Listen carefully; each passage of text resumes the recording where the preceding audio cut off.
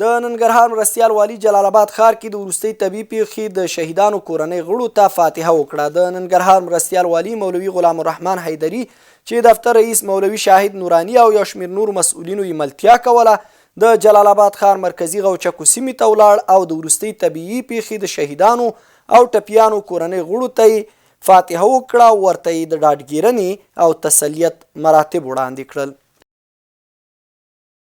جلالاباد ښار کې د دوو رسمي فرمانونو مهم پیغامونه پر بیلبورډونو خپاره شول. د چارو ادارې لوی ریاست وایي د عامه پوهاوي د لوړولو په موخه یې د جلالاباد ښار په بېلابېلو سیمو کې د علي قدر امیر المؤمنین حفظه الله تعالی د دوو فرمانونو لنډ او مهم پیغامونه پر بیلبورډونو نصب کړي دي.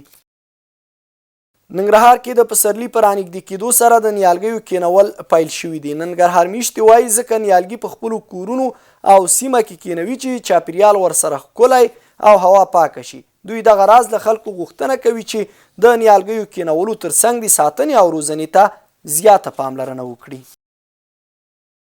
د ننګرهار کار او ټولنیزو چارو رئیس وایي د سوالګرو راټولولو کمیسیون په 1404 هجري شمسي کال کې 640 تنه د جلالاباد ښار له بېلابېلو سیمو راټول کړي چې حقیقي هغو ته یې د زده کړو ترڅنګ مرستې هم ورکړل شوي.